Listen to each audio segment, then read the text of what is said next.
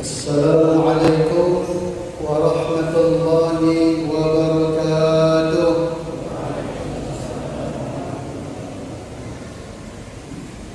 Alhamdulillah, alhamdulillahilladzi wa kafa, wa salamun ala ibadihi alladhina istafa. Nashhadu an la ilaha illallah wahdahu la syarika lah, wa nashhadu anna Muhammadan 'abduhu wa rasuluhu wal wafa. Faqad qala Allah ta'ala fi kitabihil karim, a'udzu billahi minasy syaithanir rajim. Yarfa'illahu alladhina amanu minkum walladhina utul 'ilma darajat.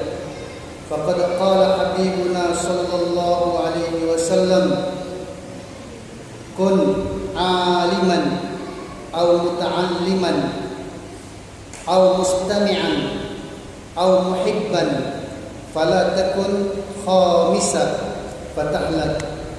Shadaqallahul azim. Hadirin yang dimuliakan Allah Subhanahu wa taala, pada section yang kedua kajian kita pekan lalu, kita sudah membahas pembahagian rukun di dalam salat, yakni rukun qauli dan rukun fi'li. Kembali diulang untuk menyegarkan ingatan kita. Rukun qauli adalah sesuatu yang tidak boleh tidak, harus diucapkan. Maka yang namanya mengucapkan di sini adalah sadar lisan kita berucap, bibir kita bertutur, didengar oleh telinga kita sendiri. Sayyidina Abdullah bin Mas'ud, beliau menjelaskan, aku telah melihat Rasul sallallahu alaihi wasallam pada rukun qauli, bibir beliau bergerak-gerak, bahkan janggutnya pun ikut bergerak. Sehingga jangan sampai keliru kita memahami tentang berucap. Kalau kita tutup mulut namanya membatin. Kalau kita tutup mulut namanya menghayal, mengingat atau apalah. Yang jelas batalat alaihi salatuhu, batal salat kalau tidak diucapkan. Rukun qauli yang pertama kita sudah bahas pekan lalu, yakni takbiratul ihram dengan 4 kaidah takbir. 1 yang dianjurkan, kemudian 3 contoh yang bisa jadi juga menjadikan keliru makna-makna takbir ketika dalam bahasa kita ya terlalu magaya kita dalam bertakbir. Lanjut yang kedua. Yang kedua yakni membaca surah Al-Fatihah.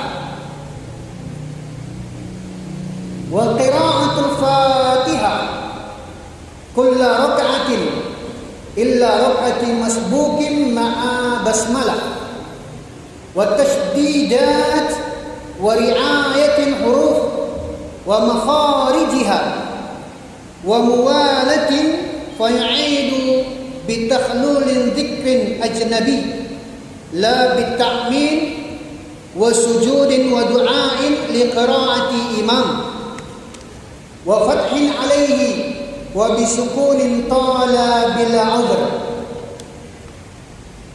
Membaca surah Al-Fatihah hukumnya wajib di semua salat, di semua rakaat, hukumnya wajib.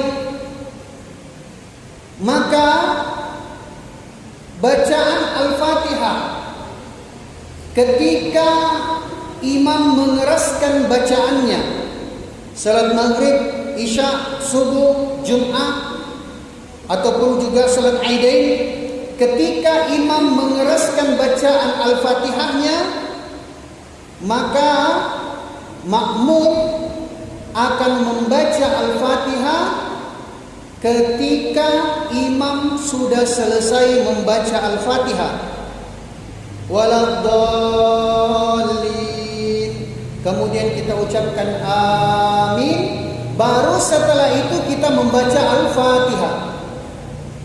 Ini tugasnya kita, ini kewajibannya kita. Artinya ketika imam membaca Al-Fatihah yang pertama tadi, kita menyimak, mendengarkan bacaan Al-Fatihahnya imam. Sehingga karena ini adalah rukun, jangan sampai ada ucapan-ucapan yang telah merubah makna-makna daripada Al-Fatihah.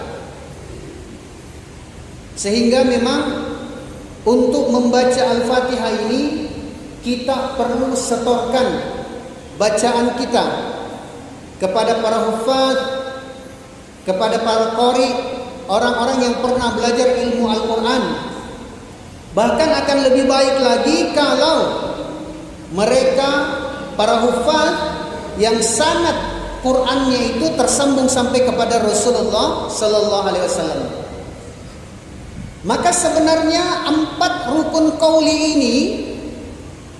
inilah yang harusnya kita lebih tekankan dulu dalam kehidupan kita, ketimbang tahu IT, tahu dunia yang lain, tahu persoalan-persoalan yang lain. Membaca Al-Fatihah, kalau kita membacanya dengan metode bacaan yang pernah kami lakukan observasi, kebanyakan kita di timur ketika membaca Al-Quran, makhrajul sapuratai yang dipakai semua bunyinya S. Mulai daripada huruf sin, shad, dal, wa, za dan sebagainya, pokoknya semua bunyinya S. Kalau begini akan sangat fatal karena bisa jadi merubah makna.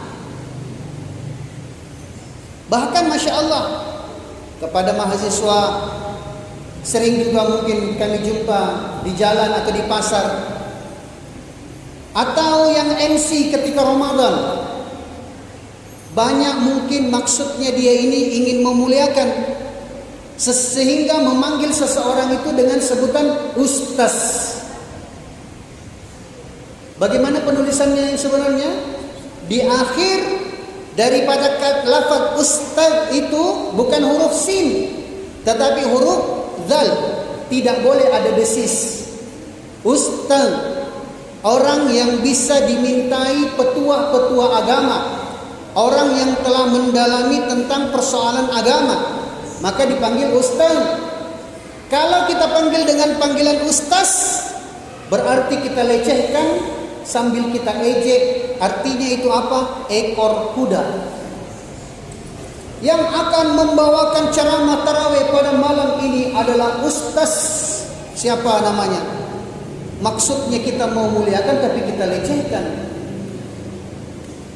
Sehingga jangan kita anggap sepele persoalan ini. Kekeliruan yang paling mendasar ketika kita membaca Al-Fatihah,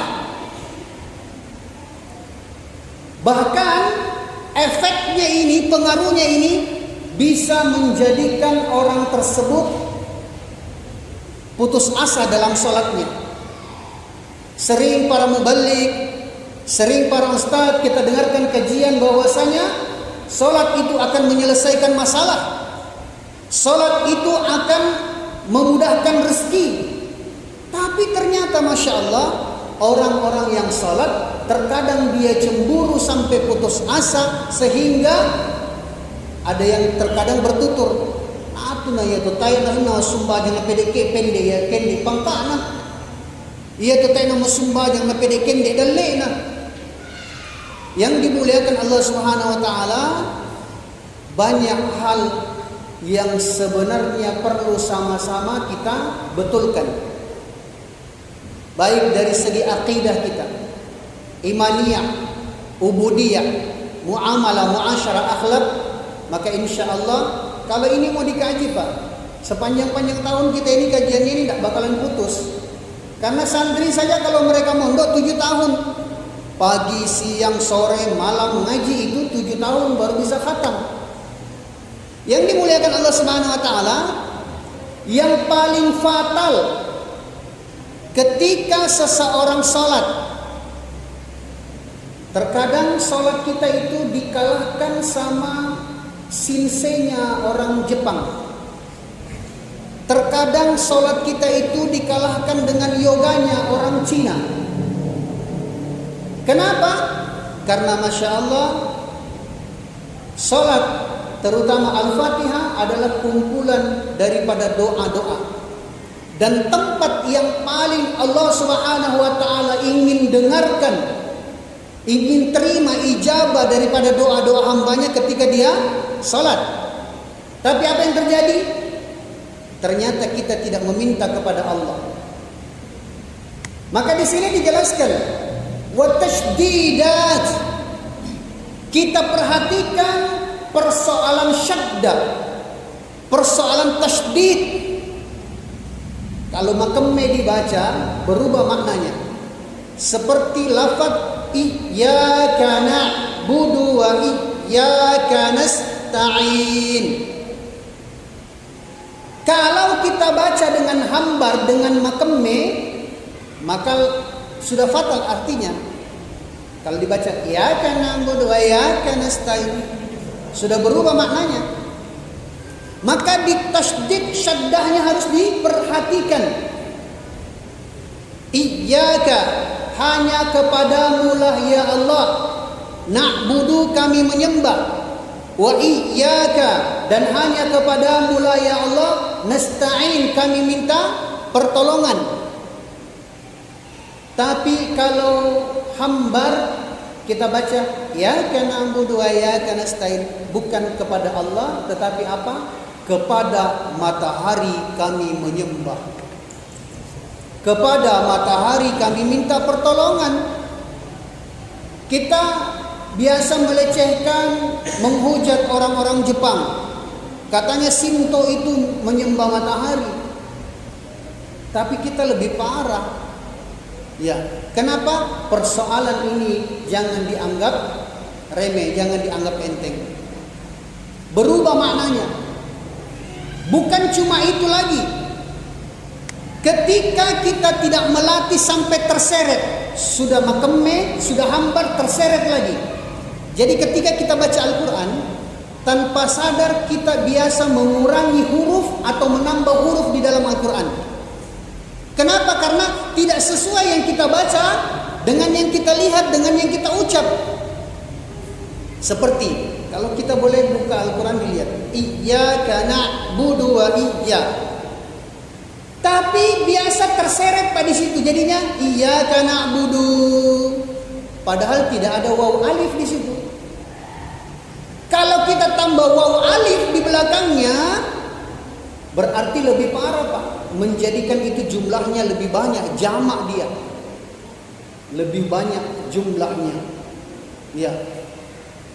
Sehingga Masya Allah, guru kami pernah jelaskan, kadang ada orang yang dia itu kerja semakin susah, bertambah susah, kulitnya semakin terbakar matahari, karena memang dia mintanya seperti itu.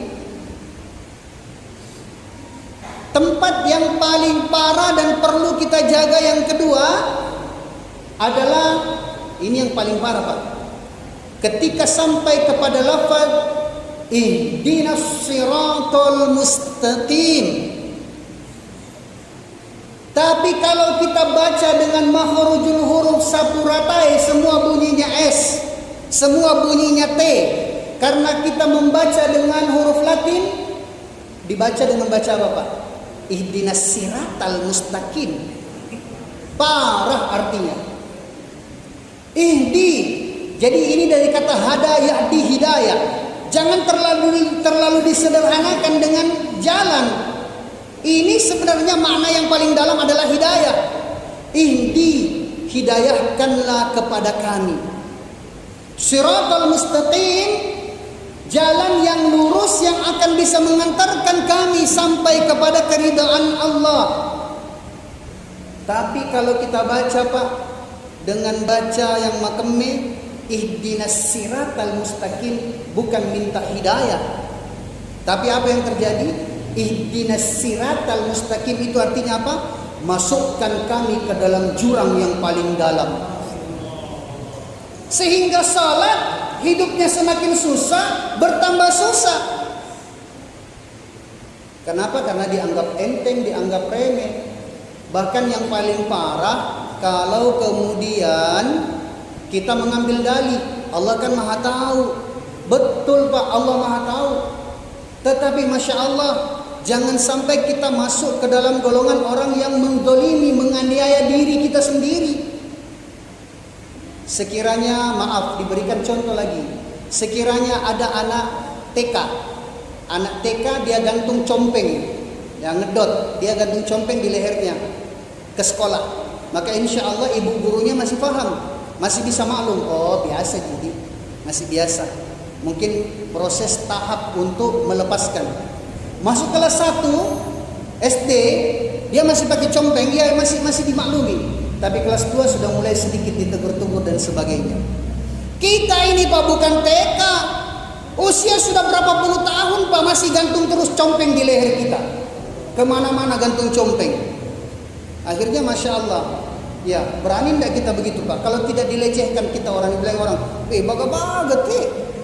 Matua mau kalam nunggu janggunan mau compeng bampia. Artinya untuk kemudian kita mau muhasabah, jangan dijadikan dalih atas kemalasan kita. Apalagi kemudian dengan perasaan malu lah, masih riki matua mikir mak guru. Justru perasaan malu kita itulah yang akan dipandang oleh Allah.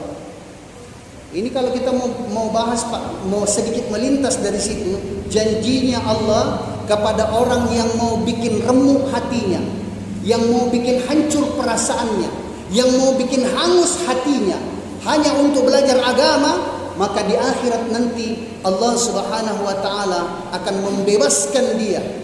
Tidak mau menegur dia, sesuka-suka hatinya, silahkan kamu buat apa saja, mau masuk ke dalam surga.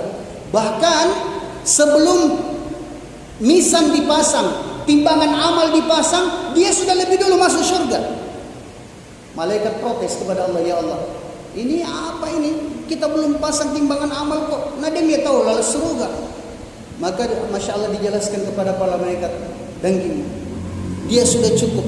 Hari ini, yang ini kalau dalam bahasa kita Pak, hari ini aku malu untuk menegur dia, karena dia sudah mempermalukan dirinya untuk agamaku dulu. Jadi jangan dianggap enteng ini mempermalukan diri untuk agama. Kita sekarang sedang meniti jalan, sedang menata surga, sedang mempercepat langkah untuk sampai ke jannah. Jadi Al-Fatihah. Kemudian di sini dijelaskan illa rak'atan masbuqin, kecuali orang yang datang masbuk. Maka harus kita tahu dulu, tidak serta-merta orang yang datang belakangan itu lantas dia masbuk. Jangankan kita Pak, jadi makmum itu ada dua. Ada namanya makmum muwafiq dan ada namanya makmum masbuk. Supaya kita bisa mengambil kesimpulan kita ini muwafiq atau masbuk. Sudah jelas dia berada di belakang imam. Ketika imam angkat takbir, jelas-jelas dia ini muwafiq. Artinya punya kewajiban untuk membaca Al-Fatihah, menunaikan kewajibannya sendiri. Sampaikan maaf Pak, hindari, lepaskan, buang jauh-jauh perasaan untuk membentengi diri kita sendiri. Kan sudah baca mi imam, saya diwakilkan sama imam. Maka orang kalau tak kuasai ini Pak, bisa jadi terseret-seret dengan pertanyaan kita.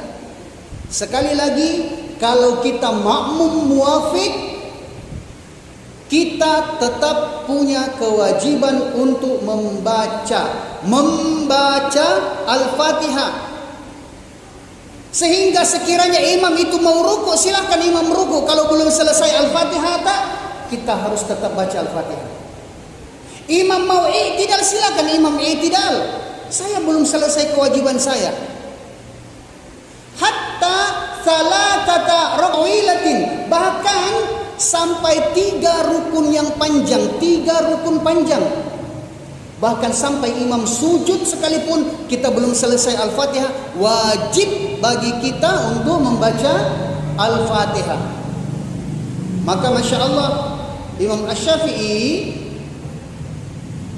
telah berusaha untuk menjelaskan, artinya talewa maru niki kesuju mu imam nate panapura Al-Fatihah, sudah keterlaluan sekali.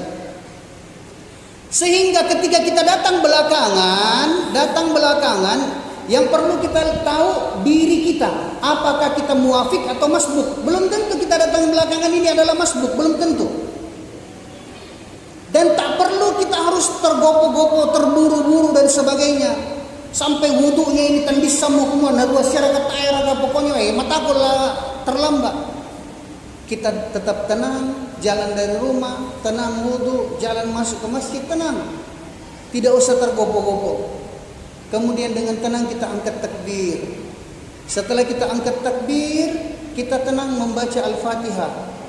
Kalau kita masih sampai kepada ayat Iyyaka na'budu untuk kita baca, bukan bacaannya imam. Imam sudah baca surah. Kita sudah sampai kepada ayat Iyyaka na'budu, berarti kita bukan masbuk, kita muwafik.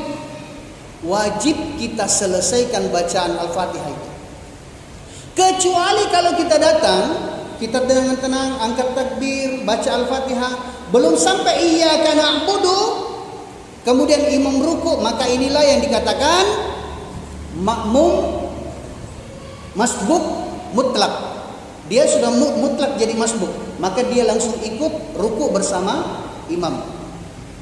Ini untuk membaca Al-Fatihah di semua salat, di semua rakaat.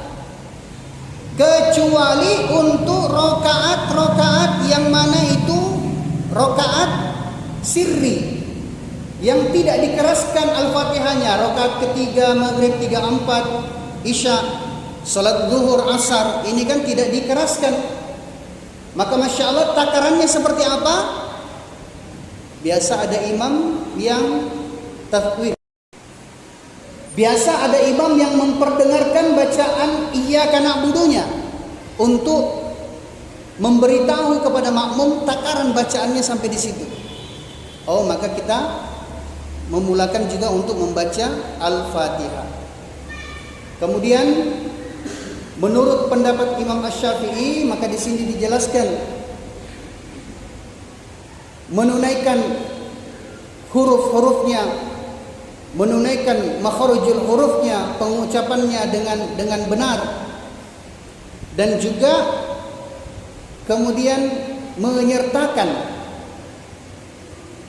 ma'a basmalah, menyertakan membaca basmalah ketika kita masuk kepada surah Al-Fatihah, ataupun pengukuh kita masuk kepada bacaan surah. Lain halnya kalau kita mulai di pertengahan surah, maka tak perlu membaca Al-Fatihah kalau kita mulai membaca surah itu di pertengahan surah. Atau misalnya satu surah kita bagi 2, maka kita baca bismillah, berikutnya kita tidak baca bismillah karena kita sudah tinggal menyambung bacaan sebelumnya. Wallahu a'lam bishawab. Untuk persoalan Al-Fatihah dulu Pak, boleh kita tanyakan, karena ini harus perlu kita dapatkan penjelasan. Ya, dijelaskan dulu Pak. Yang mau bertanya silakan. Kita lanjut dengan tasyahud, tahiyatul akhir. Ini saya kepada kaifiatnya. Kalau kita keraskan bismillah Pak, maka tasyahud akhirnya kita itu duduknya kita punya kaki itu tawarruk. Namanya tawarruk itu kaki kiri kita itu dihimpit oleh kaki kanan. Kalau kita, ya boleh aja saya setujukan. Ya, beliau ini teman akrab ya, bahkan masih di atas dari Pak Jumarfan, kapten. Ya, modelnya tawarruk, kaki kiri kita itu dihimpit oleh kaki kanan. Kenapa tidak keras bismillahnya kita kemudian kita duduk tawarruk berarti kita masukkan terasi ke dalam simbole. Masukkan gula merah ke dalam kapurung. Tidak satu paket. Tidak keraskan bismillahnya, jangan ucapkan amin. Tidak keraskan bismillahnya, duduknya adalah duduk iftirash. Dirubah aja, duduk iftirash. Begitu Pak, duduk iftirash. Kalau kita tak baca bismillahnya dikeraskan, aminnya jangan dikeraskan, dan iftirash kakinya. Ya.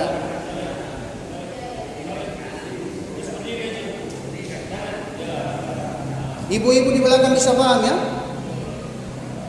Artinya tabe sekali lagi tabe. Kalau di depan ahli ilmu kita sholat Pak, maka sebenarnya bisa kita dideteksi. Tak apa nama dalam teh, para lupa lama guru. Saya ragu ini dengan sanad keilmuannya dan sebagainya. Terkadang kita membuka aib kita sendiri di depan ahli ilmu. Kalau kami Pak secara pribadi, ya karena memang ada nasihat-nasihat yang sangat luar biasa, dan nasihat itu menjadikan kami pun juga seperti bahasa kita di sana, seperti ditinju dengan keras. Ada nih? Seperti ditinju dengan keras saya punya dada Pak. Dulu waktu selesai ngaji kitab, begitu mau keluar dari pondok Pak, saya bilang capu totondo, capu tahu dia tondo ko inal aku, saya mau babat habis mereka semua. Tapi masya Allah kita ditahan 1 pekan. Jangan dulu pulang, ditahan, dinasihati. Oh masya Allah, tidak seperti itu caranya untuk meluruskan amal seseorang. Jangan sampai kita datang menghakimi.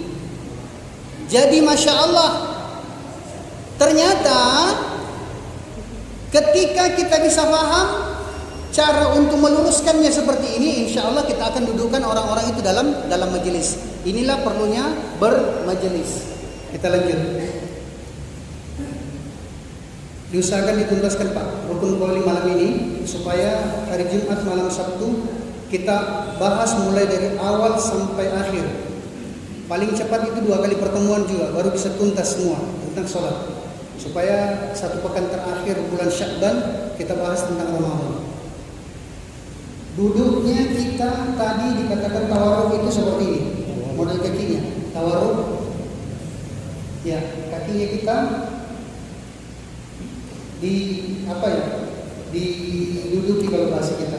Kakinya kita itu menyelip daripada kaki kanan. Ini namanya tawarruk. Kalau ini namanya iftirash.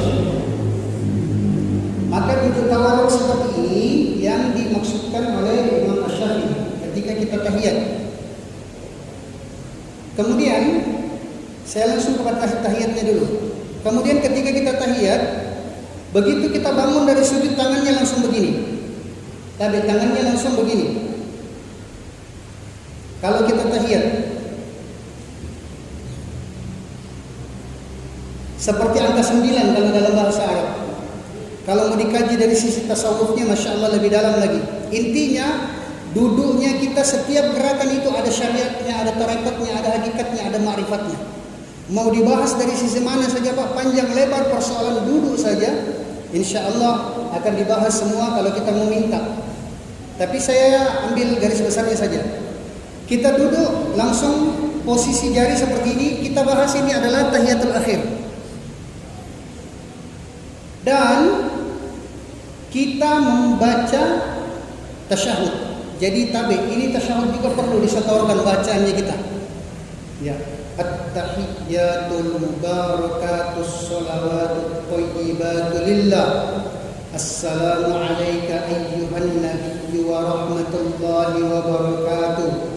Assalamu alayna wa ala ibadillahis sholihin. Hati-hati ketika sampai kepada lafaz. Tadi ini pandangan kita ke tempat sujud. Asyhadu an la ilaha. Begitu illallah ini diangkat, pandangan pindah ke telunjuk. Begitu illallah, jari diangkat, pandangan pindah ke telunjuk. Wa asyhadu anna Muhammadar kita harus membedakan kapan darro, kapan durro. Allahumma salli ala Muhammad wa ala ali Muhammad kama sallaita ala Ibrahim wa ala ali Ibrahim wa barik ala Muhammad wa ala ali Muhammad kama barakta ala Ibrahim wa ala ali Ibrahim fil alamin innaka Hamidum Majid.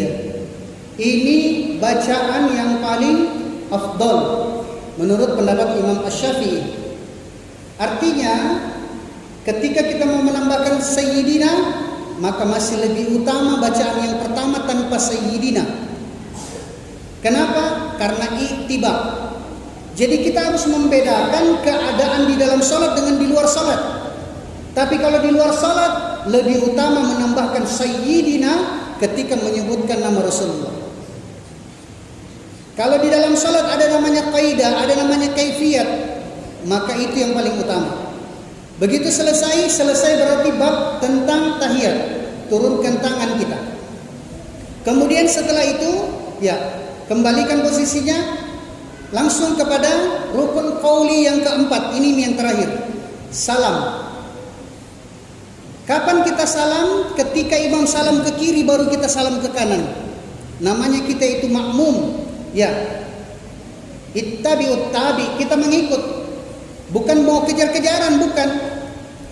Jadi kalau imam sudah salam ke kiri baru kita salam ke kanan. Jadi cara salamnya ini hati-hati juga. Banyak orang yang sudah mau masuk garis finish tetapi dia tersliding, jatuh dan sebagainya, accident, tidak jadi masuk finish. Padahal ini sudah mau masuk finish kita. Kalau salam badannya ikut batal sholat. Banyak kan orang biasa gini. Kalau ikut badannya batal sholat, maka badan jangan ikut.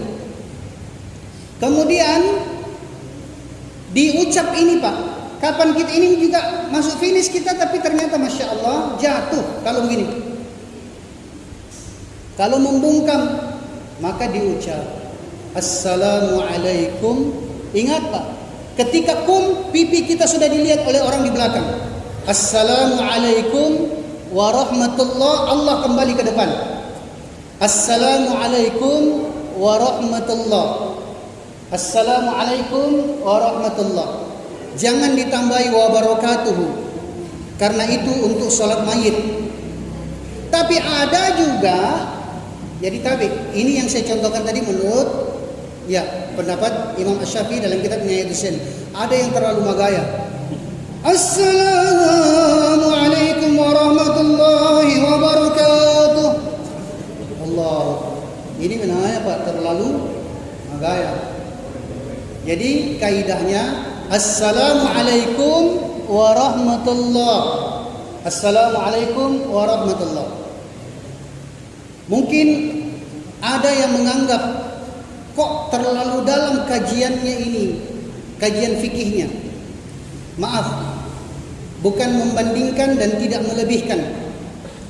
Kami mondok setelah sarjana, dan kami memang sejak tahun 98 sudah dijadikan anak angkat dari Bapak Haji Tamtowi. Dia itu adalah ipar Kiai Haji Uzairan At-Toifuri. Dia nikah dengan saudaranya Kiai. Itu bapak angkat saya. Kemudian setelah selesai sarjana saya datang kepada beliau. Saya terlalu terlambat untuk mondok, tapi saya meminta untuk kelas takhusus, sehingga kelas saya memang Pak takhusus. Artinya karena intelektualnya seorang sarjana seperti apa, terbiasa mendebat dalam dunia akademisi, dipilihkan memang ustadz senior yang mana dia ini siap untuk didebat. Saya dulu Pak lebih parah kalau debat waktu persoalan itu. Dan ternyata Masya Allah, tidak seperti kalau santri umum Pak. Santri umum itu dikaji saja, dijelaskan seperti itu, terima kalori. Tapi kelas yang saya memang itu adalah kelas debat Pak, luar biasa memang.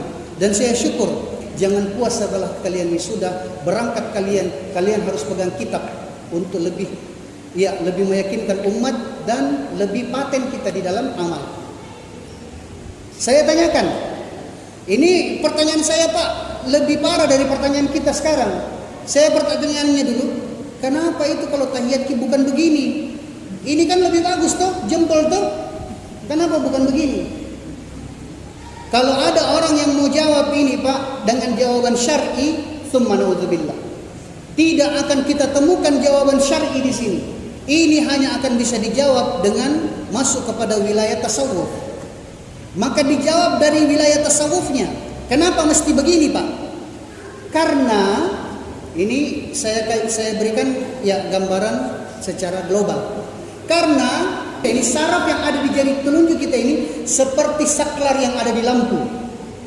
Maka kalau itu diangkat, ini seperti menekan saklar pada lampu, maka kipasnya anginnya terputar. Di dalam dada kita Pak ada 7 kipas angin.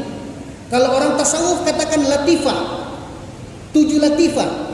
Latifatul awal, latifatul tsani sampai kepada latifah 7. Maka kalau ada orang cerita tentang minna masumbajang dan sebagainya sederhana saya mau tanya. Di mana itu hati? Bagaimana itu hati berbicara? Naisa syarakat latifah dan sebagainya. Kenapa Pak? Banyak orang yang terlalu tinggi bicaranya.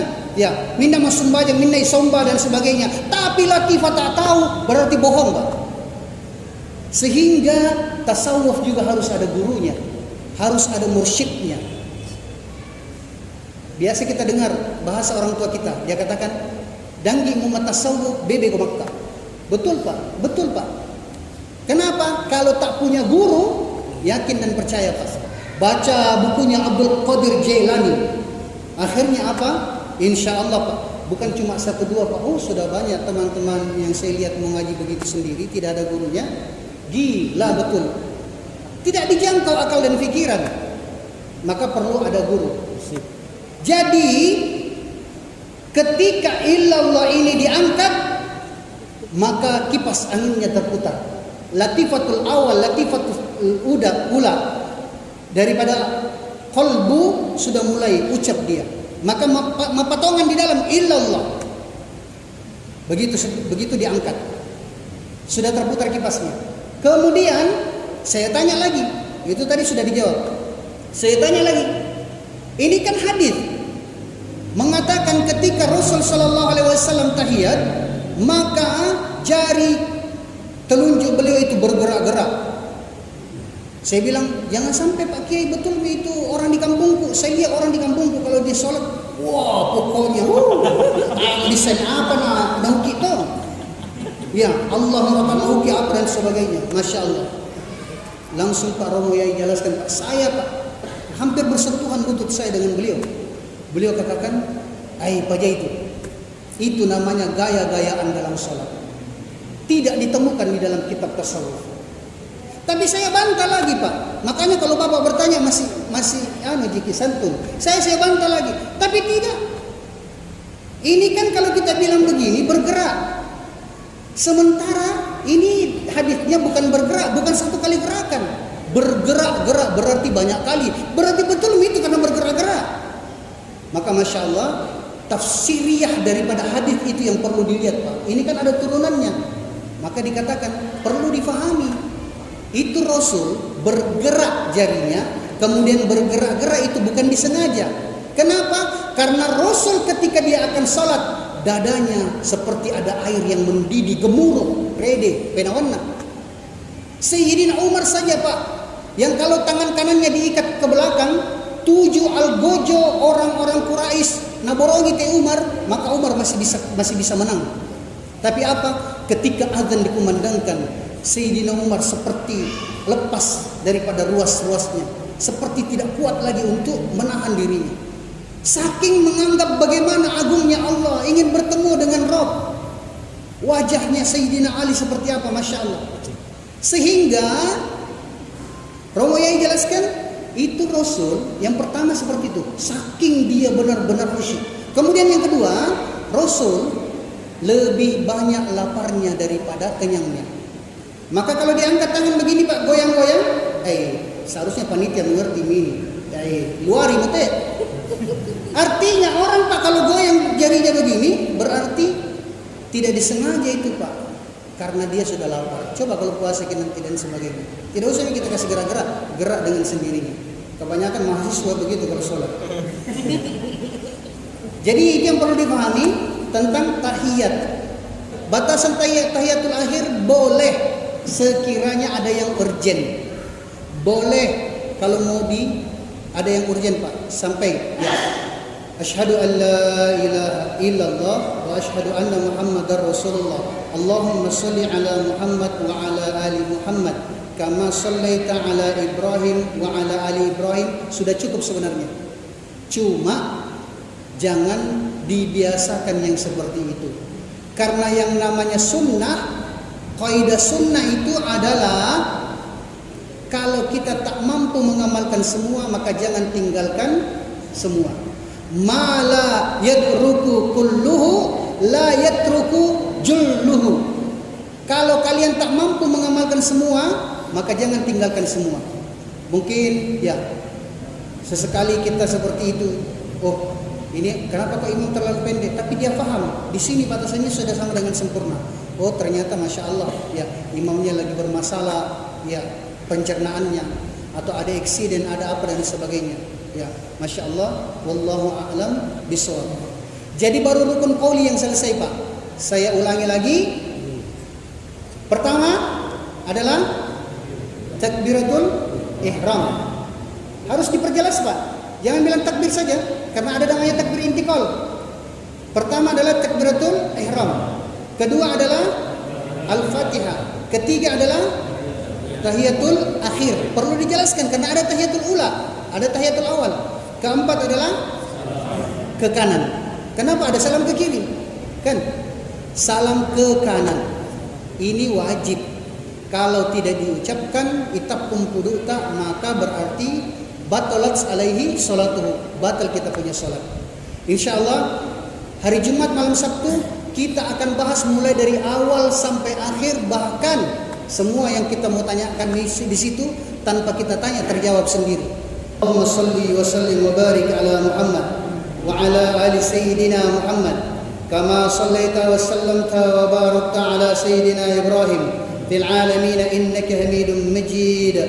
Allahumma ya Allah ya Rahman ya Rahim ya Dzal Jalali wal Ikram ya Hayyu ya Qayyum bi rahmatika nastaghis ya Hayyu ya Qayyum. La ilaha illa anta subhanaka inna kunna minadh dhalimin. La ilaha illa anta subhanaka inna kunna minadh dhalimin. Ya Allah, izinkan kami mengakui diri kami. Ternyata kami zalim. Ternyata kami menganiaya diri kami selama ini ya Allah.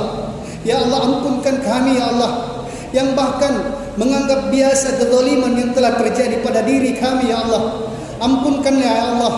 Ya Allah ya Rahman ya Rahim, pandang kami dengan pandangan kasih sayang-Mu ya Allah. Jadikanlah air mata pertaubatan kami ya Allah menjadi sebab tebusan atas kezaliman yang telah terjadi pada diri kami, menjadi sebab tebusan yang telah terjadi atas kezaliman kepada ibu dan bapak kami, anak dan istri kami. Mereka adalah tanggung jawab kami. Ya Allah, selama ini kami hanya fikirkan nafkah zahirnya mereka. Selama ini kami hanya fikirkan makan minumnya mereka. Tetapi ya Allah, ternyata hari ini ya Allah, kami baru mau mengusahakan untuk memenuhi nafkah batinnya mereka, untuk meluruskan amal-amal agama, untuk kemudian mengajarkan kepada mereka tentang salat, mengajarkan kepada mereka tentang kaidah dan kaifiat yang benar. Ya Allah ya Rahman ya Rahim, kalau saja para nabi dan rasul mereka telah doa kepadamu ya Allah, maka izinkan kami ulang doa yang sama. Berharap wasilah doa tersebut Engkau pandang kami dengan pandangan pengampunan-Mu. La ilaha illa anta subhanaka inna kunna minadh dhalimin. Allahumma rabbana zalamna anfusana wa illam taghfir lana wa tarhamna lanakunanna minal khasirin. Allahumma barik lana fi Sya'ban. Allahumma barik lana fi Sya'ban wa ballighna Ramadan. Allahumma astur auratina wa min rawatina. Wa sallallahu ala alihi wa sahbihi wa barik wa sallim. Wa akhiru da'wana alhamdulillahi rabbil alamin. Bapak hadirin jemaah sekalian, jangan pernah kita merasa bosan untuk agama. Ya, secara pribadi kami akui dan kami sendiri menjadi saksi Pak. Opu Dr. Ikra sudah 4 kali khatam kitab ini. 4 kali Pak, ini kelima kalinya. Tapi beliau masih bersemangat dari segala kesibukannya dan sebagainya untuk tetap hadir. Untuk sama-sama kita menganggap bahwasanya kita sedang menata jalan menuju jannah. Semoga Allah jadikan ini kebaikan bagi kita semua. Al-haqqu min rabbik فلا تكونن من الممترين سبحانك اللهم وبحمدك نشهد أن لا إله إلا أنت نستغفرك ونتوب إليك سبحان ربك رب العزة عما يصفون والسلام على المرسلين والحمد لله رب العالمين والسلام عليكم ورحمة الله وبركاته.